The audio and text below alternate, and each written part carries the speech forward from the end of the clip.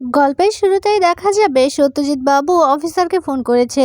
Phone করে সেখানকার খবর চাইছে। এরপর দেখা যাবে অফিসার বলছে, স্যার আপনি এখানে আসুন, আমি না ছাত্রদের কয়েকটা লিস্ট বানিয়েছি, আর সেই লিস্টের মধ্যে সব ছাত্ররা আছে যারা কিনা এই শহরে আগুন জ্বালাতে চাইছে। আপনি তাড়াতাড়ি চলে আসুন, আমি লিস্টগুলো দেখিয়ে দেব। একথা বলতে সত্যজিৎ বলছে, ঠিক আছে আমরা আসছি। একথা বলে ফোনটা রেখে দেয়। এদিকে রাঙা বলছে, সত্যজিৎ স্যার কি হয়েছে? এরপর সত্যজিৎ বলছে, অলরেডি ছাত্ররা সেখানে পৌঁছে গেছে, আর এখানে আগুন জ্বালানোর ব্যবস্থাও চলছে। ছাত্রদের হাতে অলরেডি আর্মসগুলো পৌঁছে গেছে, তুমি বুঝতে পারছো?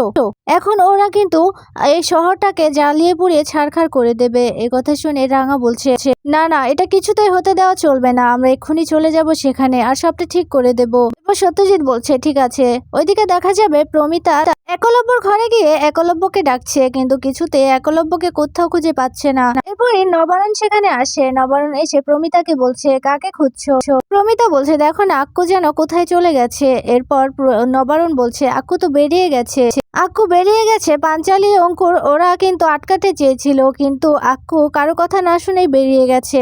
বস নাকি ওর সাথে দেখা করবে, সেই কারণেই ওকে নিয়ে যাওয়া হয়েছে, আর ও চলে গেছে। এই কথা বলতেই দেখা যাবে প্রমিতা একলব্যকে ফোন করতে থাকে।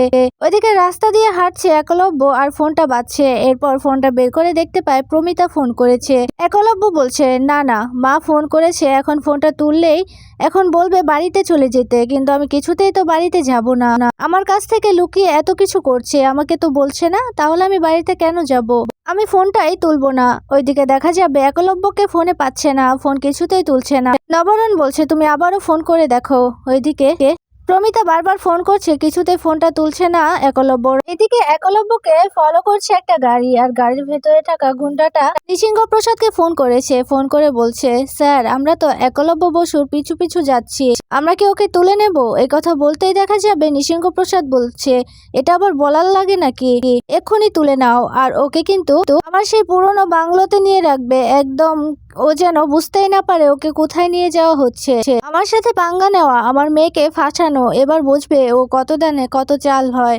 আমার অনেক ক্ষতি করেছে, আর না। এ কথা বলে ফোনটা রেখে দেয়। ওইদিকে দেখা যাবে প্রমিতা বারবার ফোন করাতে একলব্য ফোনটা রিসিভ করে। এরপর ফোনটা কানে দিতেই ওপাশ থেকে প্রমিতা বলছে, হ্যালো আক্কু। এরপর একলব্য বলছে, হ্যাঁ মা। এই কথা বলাতেই তারপরে দেখা যাবে সে গুন্ডাগুলো গিয়ে একলব্যকে ধরে নেয়। এদিকে একলব্যর ফোনটা মাটিতে পড়ে যায়। এদিকে প্রমিতা বারবার করে একলব্যকে বলছে, হ্যালো আক্কু তুই কোথায়?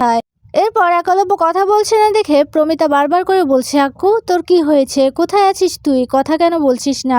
ওইদিকে একলব্যকে নিয়ে চলে যায়। এদিকে দেখা যাবে নবারণ বলছে, কি হলো প্রমিতা, আক্কু ফোনটা ধরছে না? এরপর প্রমিতা নবারণকে ফোনটা দিয়ে বলছে, দেখো না আক্কু তো একবার হ্যালো বললো, কিন্তু এখন তো কোনো কথাই বলছে না। এরপর প্রমিতা বারবার হ্যালো হ্যালো বলছে, আর ওইদিকে দেখা যাবে একলব্যকে গাড়িতে উঠিয়ে সেখান থেকে নিয়ে চলে যায়। এদিকে প্রমিতা বারবার করে একলব্যকে ডাকতে থাকে, আর ওইদিকে দেখা যাবে একটা বাচ্চা মেয়ে রাস্তায় মোবাইল ফোনটা পড়ে থাকতে দেখে মোবাইলটা কানে দিয়ে বলছে হ্যালো, আর তখনই সেই বাচ্চা মেয়েটার মা সেখানে চলে আসে। আর এইদিকে বাচ্চা মেয়ের কথা শুনে প্রমিতা বলছে, হ্যালো কে বলছো? আর তখনই বাচ্চা মেয়েটার মা এসে মোবাইলটা বাচ্চার হাত থেকে কেড়ে নেয়, আর সেখান থেকে চলে যায়। আর এদিকে প্রমিতা বারবার করে বলছে, কথা কেন বলছো না? আর তখনই ফোনটা কেটে যায়। এরপর নবারণ বলছে, কি হলো প্রমিতা? এরপর প্রমিতা বলছে, দেখো না একটা বাচ্চা মেয়ে কথা বললো। এরপর প্রমিতা আবারও ফোন করতে দেখতে পায় ফোনটা সুইচ অফ। এরপর নবারণকে বলছে, দেখলে তো ফোনটা সুইচ অফ, তার মানে কেউ ফোনটা নিয়ে নিয়েছে। এরপর নবারণ বলছে, তাহলে আক্কু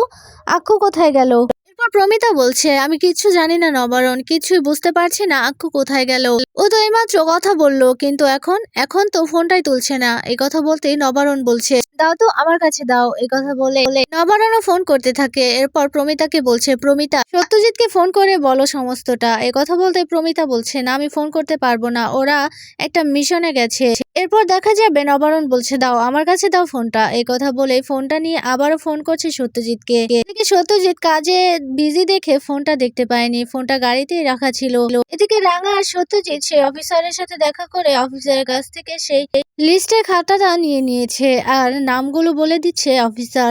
এবার বলছে, নগরপুর আর রাজগঞ্জের অবস্থা খুবই খারাপ, সেখানে কিন্তু ছাত্ররা অলরেডি বিক্ষোভ শুরু করে দিয়েছে, আর ওদের হাতে কিন্তু আর্মস আছে, যে কোনো মুহূর্তে আগুন জ্বালিয়ে দিতে পারে। এরপর দেখা যাবে সত্যজিৎ বলছে, তাহলে তো আমাদের ইমিডিয়েটলি ওখানেই যেতে হবে। এরপর রাঙা বলছে আমার কাছে একটা প্ল্যান আছে, তবে সত্যজিৎ স্যার তুই যা নগরপুরে আর আমি রাজগঞ্জে যাই, আমি ওইটা সামলাতে পারবো, আমি ওই দিকটা সামলে নেব, তুই কোনো চিন্তা করিস না রে স্যার। এই কথা বলতেই সত্যজিৎ বলছে ঠিক আছে। ওইদিকে দেখা যাবে সত্যজিৎ ফোন তুলছে না দেখে নবারুণ বলছে ফোন তো তুলছে না সত্যজিৎ। এরপর প্রমিতা বলছে ওরা বিজি আছে। এরপর দেখা যাবে নবারুণ বলছে দাঁড়াও আমি বাড়ির সবাইকে বলি এই কথা। এই কথা বলতে প্রমিতা আটকে দেয়, বলছে বাড়ির কাউকে এখন জানানোর দরকার নেই, সার্থকী জানলে পুরো বাড়ি মাথায় তুলে রাখবে আর চিন্তা করবে।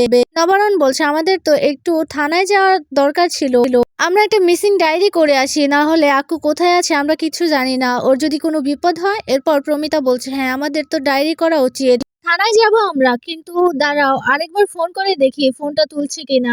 একথা বলে প্রমিতা আবারও ফোন করতে থাকে, কিন্তু ফোনটা কিছুতেই তুলছে না কেউ। ওইদিকে দেখা যাবে নবারুণ বলছে কি হলো আবার ফোন করে দেখো। এরপর প্রমিতা ফোন করে কিন্তু ফোনটা সুইচ অফ দেখায়। কিছু দেখে ভীষণ চিন্তিত হয়ে যায় দুইজন। ওইদিকে দেখা যাবে একলব্যকে একটা পুরনো বাড়ির ভেতর নিয়ে যায়। একলব্য বারবার করে বলছে আমাকে ছেড়ে দিন, আপনারা কে, আমাকে এখানে কেন নিয়ে এসেছেন, আর আমার তো কারোর সাথে শত্রুতাও নেই, তাহলে কেন নিয়ে এসেছেন? আপনারা জানেন আমার বোনের জামাই কিন্তু পুলিশ অফিসার, বড় পুলিশ অফিসার, আর আমার বউ রাঙামতি তীরন্দাজ, ওরা যদি জানতে পারে আপনারা আমাকে তুলে এনেছেন তাহলে কিন্তু আপনাদের কাউকে ছাড়বে না, আমাকে কেন নিয়ে এসেছেন ছাড়ুন বলছি।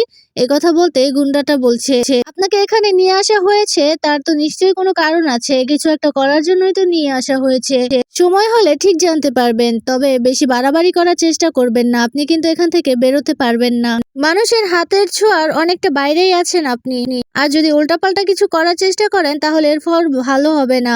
ওইদিকে দেখা যাবে নৃসিংহ প্রসাদ সেই ছাত্রদের ফোন করেছে। ওই পাশ থেকে ছাত্র বলছে স্যার আপনি আমাদের কাছে পৌঁছে দিয়েছেন, এখন আমাদের দায়িত্ব কোথায় কিভাবে আগুন জ্বালাতে হবে সেই সব কিছু আমরা জানি, আর আমরা এখানকারই ছাত্র, তাই আমাদের কেউ সন্দেহ করবে না, আর আমাদের উপর দিয়ে কেউ কথা বলতে পারবে না। এরপর নৃসিংহ প্রসাদ তো ভীষণ খুশি হয়ে যায়। এরপর বলছে এটাই তো চাই, পুরো শহরটা আগুনে জ্বালিয়ে দাও, আর বেশি দেরি করো না। কথা বলে নৃসিংহ প্রসাদ ফোনটা রেখে দেয়। ওইদিকে দেখা যাবে আর একটা ছাত্র এসে বলছে আমার না খুব ভয় করছে, বাড়ি থেকে যদি কিছু জানে তাহলে কিন্তু আমাকে মেরেই ফেলবে, আমার না একদম ঝামেলা ভালো লাগছে না। এই কথা বলতেই সেই ছাত্রটা বলছে এই শোন ঝামেলা তো একটু হবেই, তবে বাড়িতে যদি জিজ্ঞেস করে তারপর সমস্তটা খুলে বলবি, কারণ আমাদেরও তো একটা অধিকার আছে, আমাদের অধিকারটা আমাদের ছিনিয়ে নিতে হবে, সেই কারণেই আমরা একটু ঝামেলা বাঁচাবো আর কি। কথা বলে সেখান থেকে সবাই মিলে চলে যায় থানায় আগুন জ্বালাবে বলে। দেখা যাবে সত্যজিৎ বাবু সহ তার পুরো টিম চলে গেছে নগরপুরে, তার ফোর্সদের বলে দিচ্ছে গেটে তালা মারো, আর গেটের ভেতর যেন কোনো অচেনা লোক ঢুকতে না পারে, মানে চেক করে ঢুকাবে, যাতে তাদের কাছে কোনো অনৈতিক জিনিস পাওয়া গেলে তাকে ইমিডিয়েটলি অ্যারেস্ট করবে। তখনই সত্যজিতের ফোনটা বেজে ওঠে, আর তখন ফোনটা রিসিভ করতে ওপাশ থেকে প্রমিতা বলছে সত্যজিৎ আমি চাইনি তোমাকে এখন বিরক্ত করতে, আমি জানি তুমি এখন খুব বিজি আছো, কিন্তু ফোন না করেও পারছিলাম না, আমার আকুকে আমি কোথাও খুঁজে পাচ্ছি না। এরপর সত্যজিৎ বলছে কেন মামি, একলব্য তো এখন বাড়িতেই থাকার কথা ছিল। এরপর প্রমিতা বলছে হ্যাঁ বাড়িতেই থাকার কথা ছিল, কিন্তু নৃসিংহ প্রসাদ ওকে ফোন করে বলেছে ওর সাথে দেখা করবে, সেই কারণে ও বেরিয়েছে। এরপর দেখা যাবে কথা শুনে ভীষণ অবাক হয়ে যায় সত্যজিৎ। এরপর সত্যজিৎ বলছে কি বলছো কি তুমি, কিন্তু এখন তো আমার এখান থেকে বেরোনো যাবে না। এরপর প্রমিতা বলছে আমি তোমাদের থানায় লোকাল একটা ডায়েরি করতে গিয়েছিলাম, মিসিং ডায়েরি আমি করেও এসেছি, আর তারা মোবাইল ট্যাগ করার চেষ্টাও করেছিল, লাস্ট দেখাচ্ছিল রাস্তায়, এরপর থেকেই ফোন সুইচ অফ দেখাচ্ছে।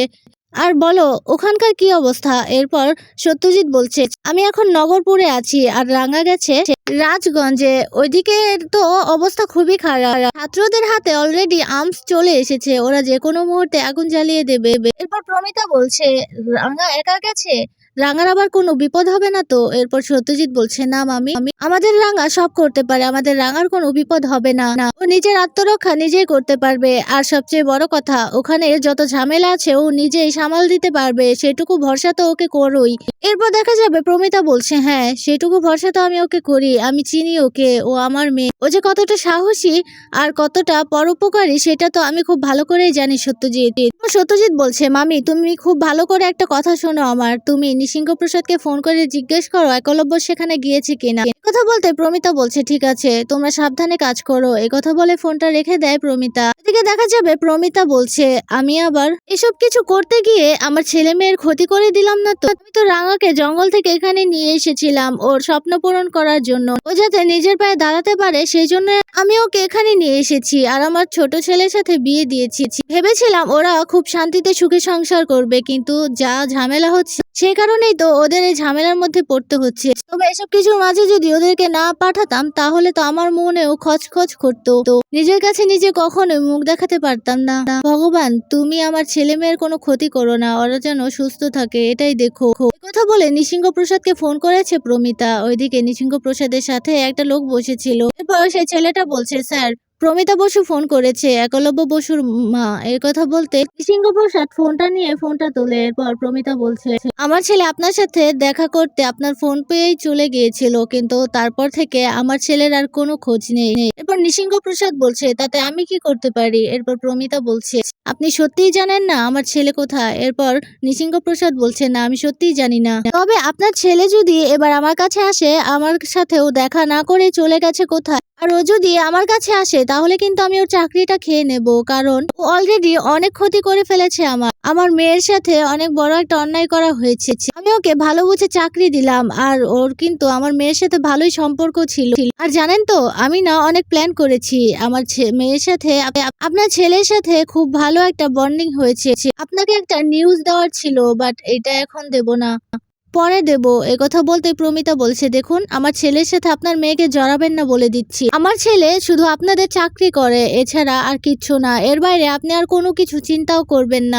নিসিংহ প্রসাদ বলছে চিন্তা না করলেও কিন্তু চিন্তাটা আসে, আপনাদের সাথে আমার অন্যরকম একটা সম্পর্ক হবে। এই কথা শুনে প্রমিতা রেগে গিয়ে বলছে শুনুন যা ভেবেছেন ভেবেছেনই, কিন্তু এসব নিয়ে আর কিচ্ছু ভাববেন না। আমার ছেলে কোথায় সেটা বলেন। এই কথা বলতেই নিসিংহ প্রসাদ বলছে বলেছি না আপনার ছেলে কোথায় আমি জানি না।